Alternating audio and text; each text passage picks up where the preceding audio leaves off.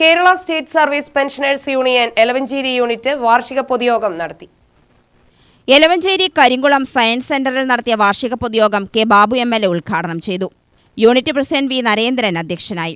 K Radhakrishnan, CS Sukumaran, C ചന്ദ്രൻ, VM Ravindranath, K Vijayan എന്നിവർ സംസാരിച്ചു.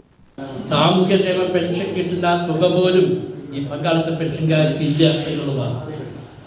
കൊട്ടിഘോഷിച്ച് നടന്നത് 2013 പങ്കാളിത്ത പെൻഷൻ പദ്ധതി കേരളത്തിൽ നടപ്പാകുമ്പോൾ എന്താ പറഞ്ഞത്?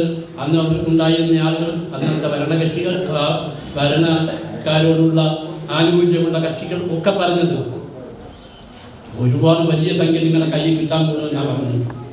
അവരൊക്കെ പെൻഷൻ പറ്റി കഴിയുമ്പോൾ, അവരൊക്കെ പെൻഷൻ പറ്റിയതിന് ശേഷം അവർക്ക് കിട്ടുന്ന തുക കണ്ട് ഇപ്പം അവരുടെ ആളുകൾ തന്നെയുണ്ട് ഈ പങ്കാളിത്ത പെൻഷൻ പദ്ധതി മാറ്റണം എന്നുള്ളതാണ്.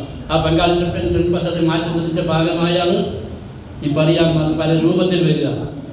എന്ത് രൂപത്തിൽ വന്നാലും ശരി, നമ്മളെ സംബന്ധിച്ചിടത്തോളം സ്റ്റാറ്റ്യൂട്ടറി പെൻഷൻ സമ്പ്രദായം എന്ന ഒരു രീതിയല്ലാതെ നമുക്ക് മറ്റൊരു രീതി സ്വീകാര്യമില്ല എന്നാണ്. അത്രയേറെ ആനുകൂല്യങ്ങൾ സ്റ്റാറ്റ്യൂട്ടറി പെൻഷൻ സമ്പ്രദായത്തിലുണ്ട്. സ്റ്റാറ്റ്യൂട്ടറി പെൻഷൻ സമ്പ്രദായം നിങ്ങൾക്കറിയാം. നമുക്ക് ഏതൊക്കെ രീതിയിൽ എൻ്റെ ആനുകൂല്യങ്ങളുണ്ടെന്നറിയാം. ഞാൻ മരിച്ചാൽ എൻ്റെ ഭാര്യ മരിച്ചാൽ മരിക്കുന്നത് വരെ എൻ്റെ ഭാര്യയ്ക്ക് ആനുകൂല്യം കിട്ടും. അതൊക്കെ ഈ പറഞ്ഞ പങ്കാളിത്ത പെൻഷനിലുണ്ടോ? UTV news, Palakkad.